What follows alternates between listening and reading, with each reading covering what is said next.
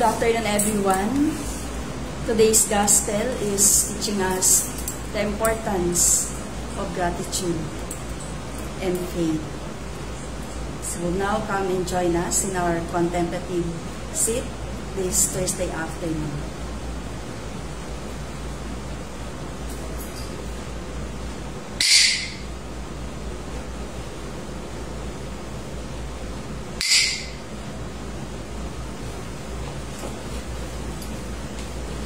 Open your books on page 30. Open your prayer. All together. Come, Holy Spirit, Spirit of love, Spirit of discipline, in the silence, come to us and bring us your peace. Rest in us, that we may be tranquil and still. Speak to us, things hidden and things longed for. Rejoice in us, that we may praise and be glad. Pray in us, that we may be at one with you. Move us to justice for our sisters and brothers of the earth. Act in us for the life of our world. Refresh and renew us from your living springs of water.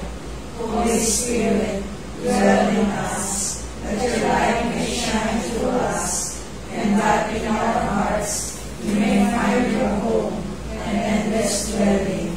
Amen.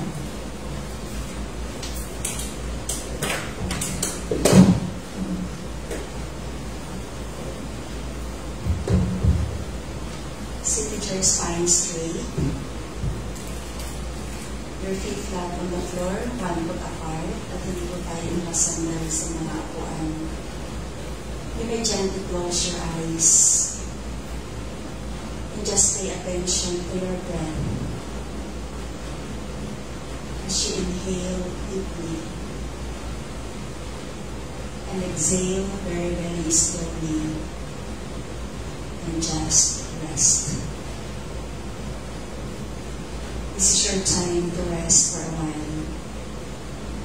You will rest your mind from thinking, and you will rest your body from moving. Just inhale deeply. Exhale very, very slowly, and pay attention to your breath. Now we will chant the word Shalom, which means peace. All together. Shalom.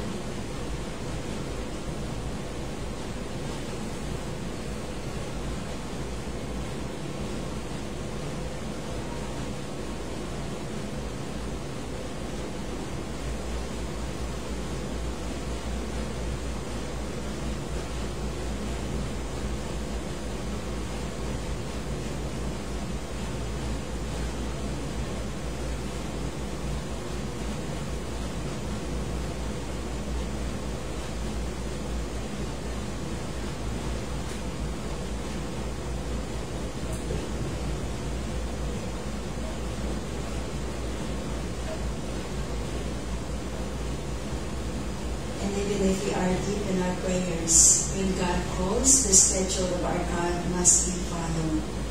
We'll have one round walking meditation.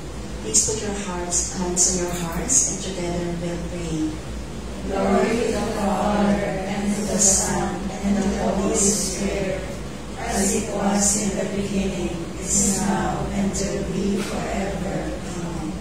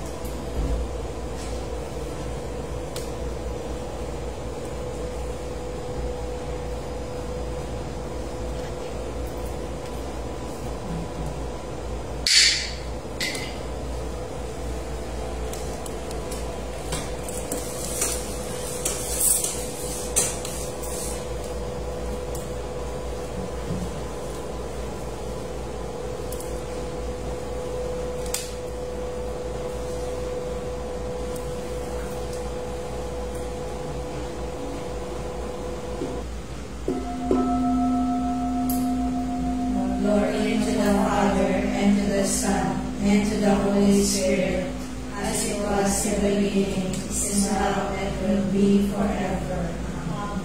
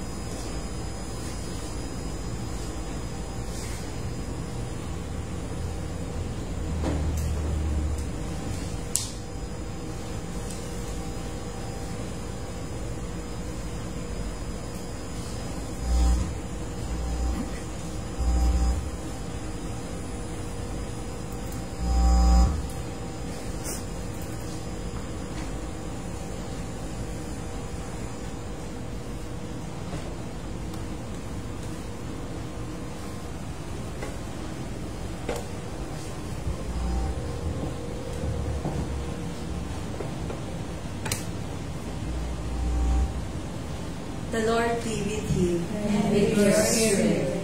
A reading from the Holy Gospel according to Saint Luke.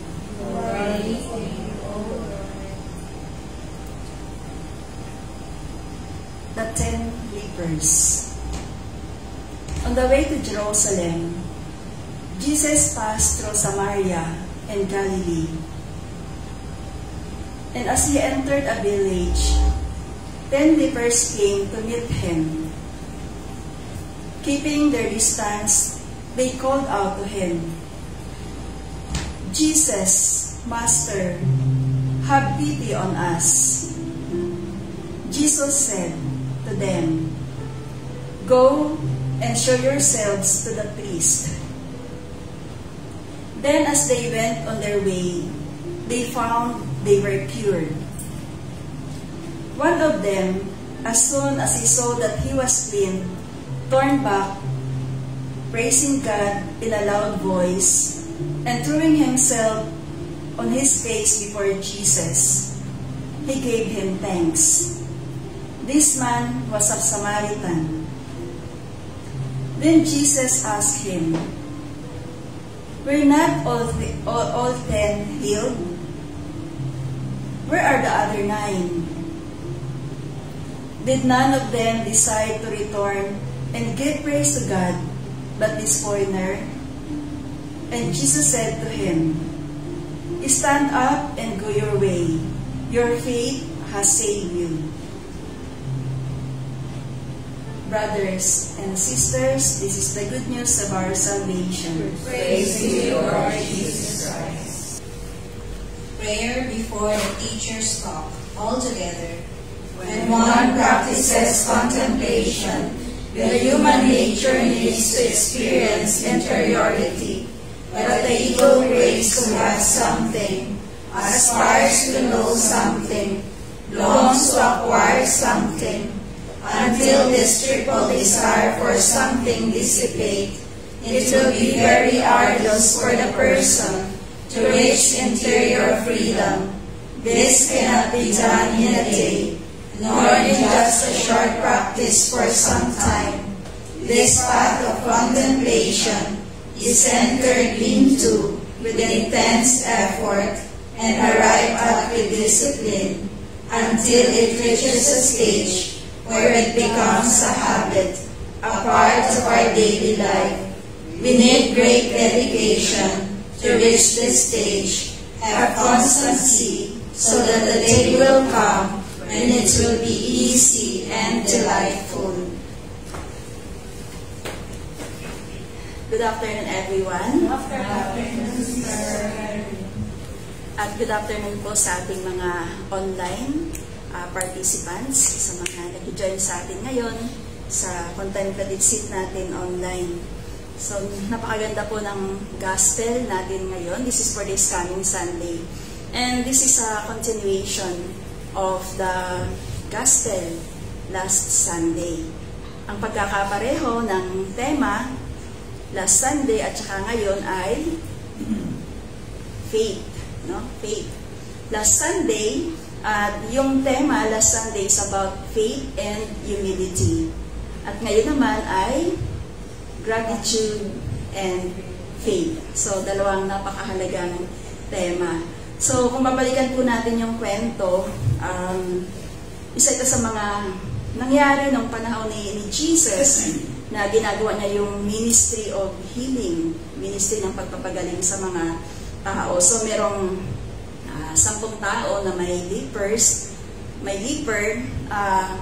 sila ay tumatawag kay Jesus. Sabi doon sa Ebanghelyo, hindi sila makalapit dahil nga sa panahon na yun, kinukonsider na hindi sila malinis. Pero sa kanilang pagtitiwala kay Jesus, sila ay tumatawag din at nakikiusap na pagalingin sila. At kaya naman si Jesus ay kahit na malayo ang distance itong mga may ketong na ito, sila ay naramdaman nila yung paggaling. Sinabi sa kanila ni Jesus na present themselves to the priest para mapatunayan na sila ay malinis na. At sa 10 na iyon na gumaling, sabi sa ating Ebanghelyo, sa kwento, isa lang yung nagpasalamat. Isa lang yung bumalik kay Jesus para magsabi ng kanyang pasasalamat. At yun ay isa pang Samaritan. Kaya binanggit doon sa Ebanghelyo, sabi ni Jesus, ito ay isang foreigner. At ang tanong niya, where are the other 9? Bakit itong foreigner lang, hindi Jew, no? Isang Samaritano, bakit ito lang yung bumalik para magpasalamat sa kanya? Marami po tayong matututunan or marami tayong matututunan dun sa Ebanghelyo. Una na dyan, syempre, nakita natin, alam naman natin, nakita uli natin, pinaalala uli sa atin, ang kapangyarihan ng ating Panginoong Jesus na magpagaling, no? Magbigay ng kagalingan, physical and spiritual, at magbigay ng kaligtasan, kahit hindi pa nga siya namamatay, hindi pa siya namamatay at hindi pa siya nagre-resurrect. Doon pa lang, pinakita na doon yung kapangyarihan ng ating Panginoon na magbigay ng kagalingan at kaligtasan para sa atin.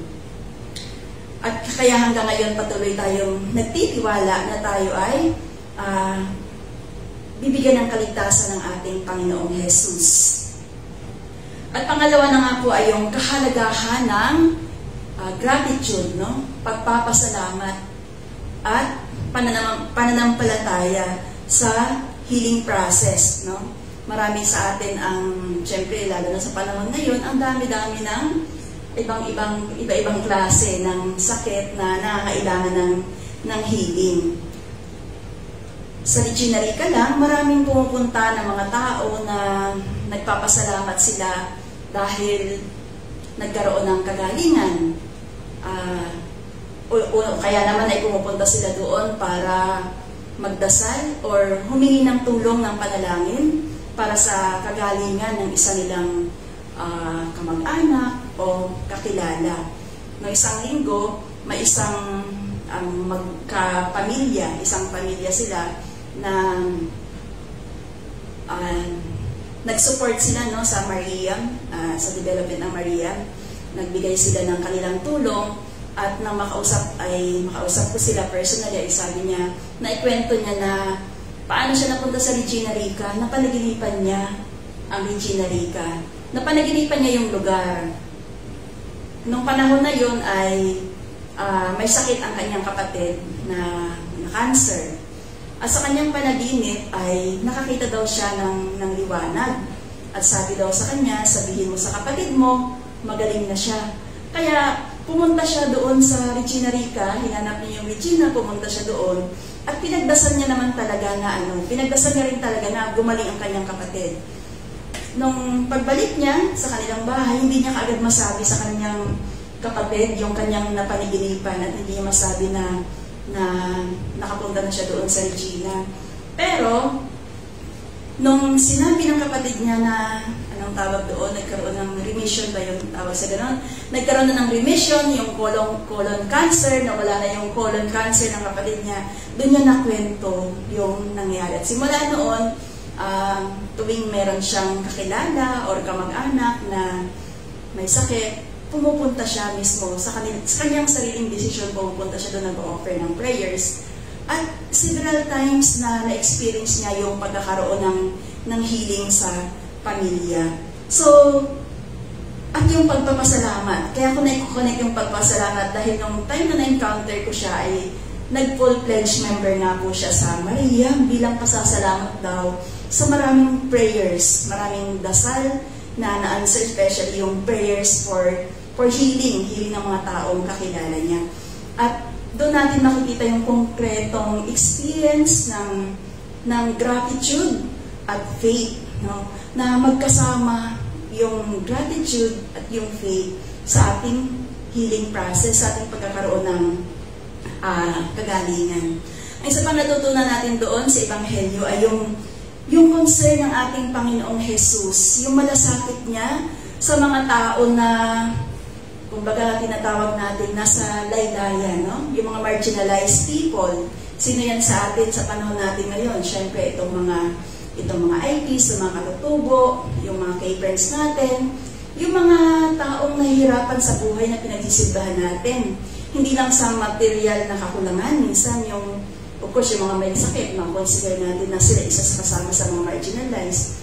Yung mga meron namang sapat na material pero may kakulangan sa attention, sa pagmamahal, may malasakit po ang ating Panginoon sa mga tao na ganon. Kung titignan natin ang Ebanghelyo, yung 10 lepers, hindi naman sila lahat ay Jew. Hindi naman sila lahat ay, masabi natin na perfectong mga tao. Di ba? Iba-iba rin yung background ng mga tao na ito. Nabanggit doon, na-emphasize lang itong Samaritan para ipakita na ang ating Panginoon ay inclusive, no? Kahit sa foreigner pa o hindi, kumbaga, hindi ka level, hindi kasama sa grupo, ay ipinagkakaloob niya yung biyaya, yung blessings ng kagalingan.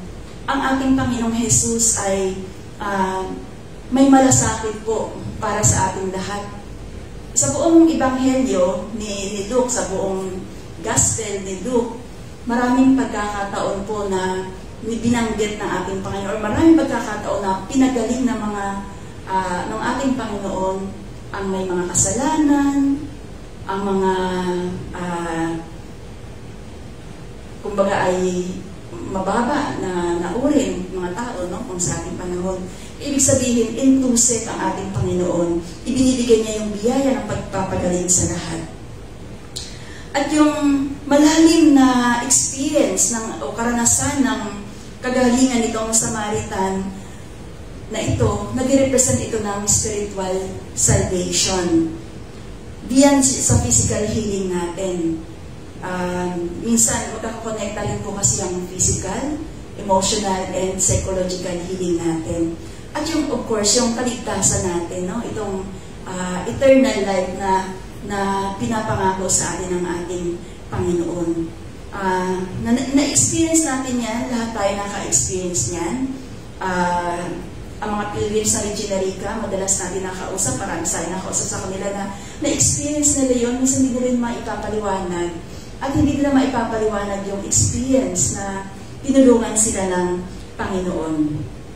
At isa rin itong Ebanghelyo natin ngayon ay isa rin panawagan po para sa ating lahat na tumugon sa ating Panginoon, tumugon ng may pasasalamat sa lahat ng mga ginawa niya sa ating buhay. Lahat tayo ay binigyan ng biyaya ng Panginoon. Ramdam niyo ba po yun? Lahat po ba tayo naka-experience na ang dami-daming blessings ng ating Panginoon sa atin? Meron pa tayong isa pang kwento sa Regina, meron isang pilgrim na kinikwento niya.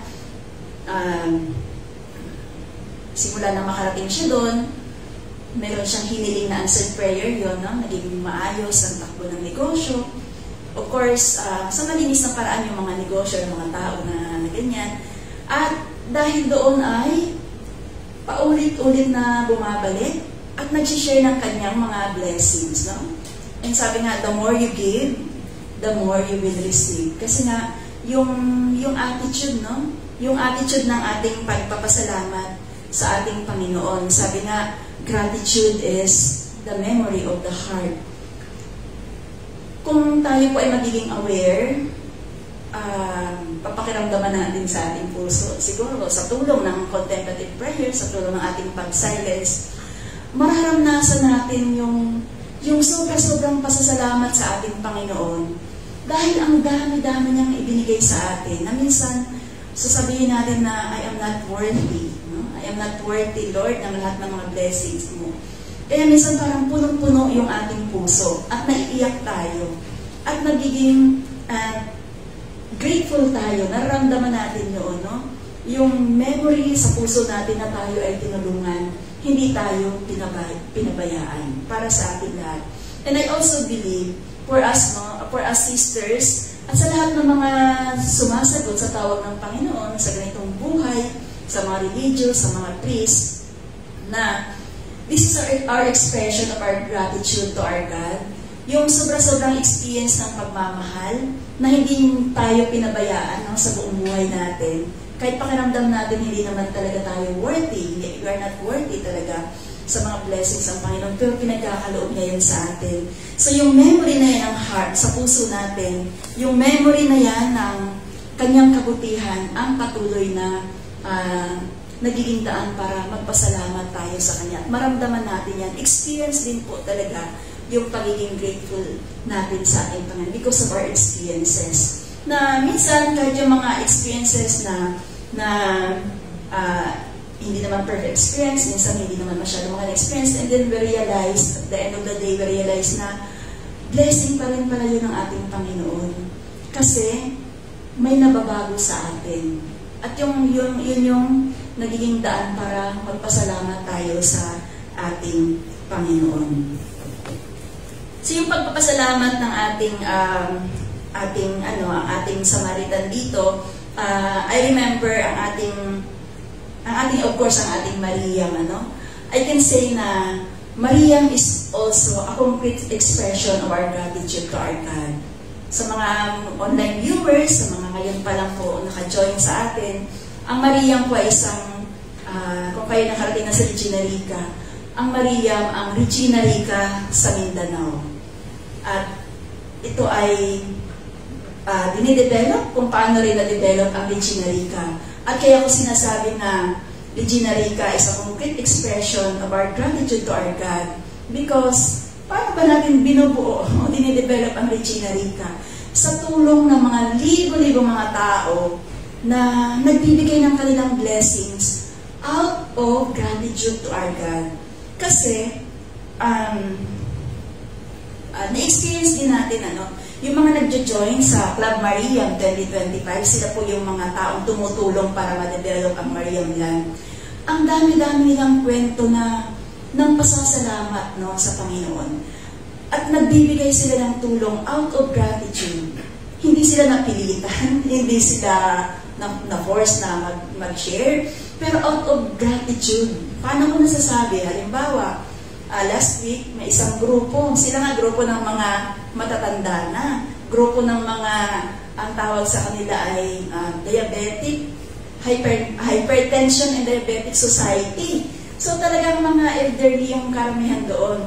Ang nakakatuwa, nung last week, pagpunta nila, nag-full-fledged member sila as a group, hindi individually. Pero mas nakaka-touch po yun. Kasi sabi nila, sister, nung unang punta namin dito, nag-initial kami ng 200 pesos. Siyempre, yun yung ating Club Mariam 2025. Sa mga gustong malaman kung paano po yung mechanics, pwedeng tumawag sa 837-25327. So, pagbalik nila, nag-share sila yung buong grupo para maging full-page member. Minsan yung mga ganong kwento, nakaka-touch po yun kasi out of their gratefulness and willingness and ability, capability, gusto din nilang maging bahagi ng pag-develop ng Mariam Land. And sabi nila, they are now saving para sa pamasahe, para makapunta rin sila sa Bukidnon, after 2 years, pag nabuo na po itong Mariam. So sabi nila, nag-save na sila para makarating din sila nun. At ang dami-daming ganong klase ng kwento. Sa lahat ng nag-join sa Club Mariam 2025, I can say na talagang out of gratefulness, out of gratitude, yung kanilang pagsishare. Kaya, and I believe ganun din naman po na buo ang Regina Rica. Out of gratefulness, out of gratitude ng mga tao na nag-share. Kaya, of course, ang Regina Rica is also complete expression of our gratitude to God, and Mariam is also a complete expression of our gratitude to our God. At ang isang maganda, ang location po ng Mariam Land sa Bukidnon ay napakalayo, di ba? Pitaw-taw Bukidnon. And Matigsalog tribe. Mga katutubo talaga po ang nandoon na kinoconsider natin na nasa marginalized. Pero bakit doon na itinatayo? Bakit doon ang gusto ng Mama Mary? Something good will happen, no? At yun yung miracle. Yun po yung miracle. Yung faith natin at yung attitude natin ng gratitude sa ating Panginoon, kaya nagkakaroon po ng miracle. Nagkakaroon ng healing. And I believe sa Mariam or sa Bukidnon, sa lugar na specifically, magkakaroon ng maganda, no? Pagdating ng panahon. Bakit? 25% lang ang Catholic. Marami ang IPs, no? Maligsalog tribe. Iba-iba yung denomination. Merong Foursquare, iba-ibang religion, at of course yung native. Pero dahil nga ang ating Panginoon ay inclusive, lahat ng tao ay may opportunity for salvation. Siguro sa Maria, ang mission ay magkaroon sila ng opportunity din na maipakilala ang Mama Mary, no? At ang role ng Mama Mary sa kaligtasan natin, maipakilala ang Panginoong Jesus, no? At ang pananampalataya nating mga Katoliko. Pero dadalhin lang natin doon si Mama Mary. Idadalhin natin doon yung kanyang loving care and protection. And I believe something good will happen. Sabi ko nga, this is a concrete expression of our gratitude to our God. Dahil napakaraming taong nagsishare. May mga benefactors na kayang mag-share ng million, may kayang mag-share ng thousands, may kayang mag-share ng 200. Minsan, merong isang lalaki na sabi niya, "Sister, hindi na ako mag-fill up ng form. Hindi na ako magsabi ng pangalan. Anonymous na lang. I will give this amount." Ganun lang. Ayaw niya magpakilala. Gusto niya lang mag-share. And that is out of gratitude to our God. So sama-sama po tayo ulit na bubuo itong Maria as a complete expression of our gratitude to our God. Ang ating ebanghelyo ngayon ay tinuturuan tayo na maging grateful, no? Maging grateful and faithful, no? Magkaroon ng pananampalataya. Sa buong gospel, sa buong ebanghelyo ni St. Luke, several times niya na nabanggit yung tungkol sa faith, no? Sa pananampalataya. Halimbawa, doon sa Luke 5:20, alam niyo yung kwento, alam natin lahat yung kwento ng yung paralyzed man, na hindi sila makapasok doon sa loob ng si Jesus nasa loob ng bahay, hindi sila makapasok kasi punong-puno yung bahay. Anong ginawa nila? Sa taas, no? Dumaan sa taas. Sino ang nagdadasal at naghumihiling na magkaroon ng healing itong tao? Hindi naman yung tao mismo. Baka unconscious siya nun, paralyzed siya. Pero ang humihingi ng panalangin para sa kanya ay yung buong community. Yung community ng mga tao na nagdala sa kanya doon. Kaya anong sabi ni Jesus? Hindi doon sa taong pinagaling niya, doon mismo sa mga taong nagdala sa kanya. Yung pananampalataya rin nila ang nag-save at nagbigay ng healing sa mga tao. Kaya nga diba, when we pray also as a community, marami rin magandang nangyayari, nagkakaroon talaga ng healing. Kaya minsan nagpapapray tayo sa mga kilala natin, sa mga ibang tao, nagpapapray tayo. Very important din po talaga yung support, no, ng community and prayer para magkaroon ng miracle. No? So, as a community, isa pang halimbawa ng faith doon ni Jesus, faith doon sa Gospel ni Luke. Yung sa Luke 7 verse 9, chapter 7 verse 9, yung centurion, no? Yung centurion na yung kanyang slave, yung kanyang slave ay may sakit, di ba? Na ano din siya, parang kumbaga ginagalang din siya, boss din siya, pero sobra yung value niya doon sa kanyang slave. Kaya naman kahit siya ay leader din, lumapit siya kay Jesus, no? Lumapit siya kay Jesus at buong pagtitiwala na humingi ng kagalingan kay Jesus. So, ang dami pong, sabi mo, ang daming example ng faith doon sa gospel.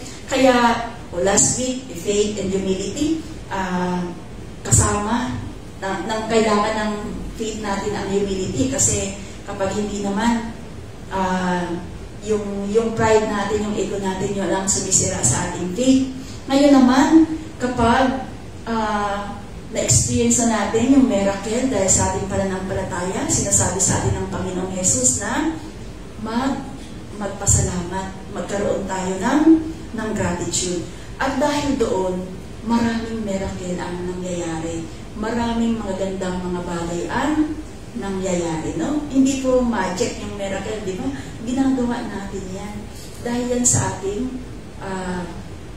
belief, sa ating pananampalataya sa ating Panginoon. At ngayong linggo, ito yung napakahalagang sinasabi ng ating Panginoon. Ang hinihiling niya sa atin ay ang pasasalamat. At sama-sama tayo, no? Ngayon sama-sama tayo na magpasalamat sa ating Panginoon sa lahat ng mga blessings na natatanggap natin habang dadalhin natin ang Regina Rica doon sa Mindanao, doon sa Bukidnon, at ibibigay natin or dadalhin natin ang mabuting balita tungkol sa ating Mama Mary at kay Jesus sa mga tao na nandoon, mga kinoconsider natin ng mga katutubo, nasa marginalized na sa laylayan ng ating society. Lahat po tayo ay included, lahat tayo ay may privilege na malaman ang tungkol sa mabuting balita ng ating Panginoon. At tayo nagpapasalamat, kami sa congregation nagpapasalamat sa lahat ng mga tao, sa lahat ng ating mga members, sa lahat ng mga tao na patuloy na nagtitiwala din sa ating mission, sa ating project, at sa lahat patuloy na nakikibahagi. At pag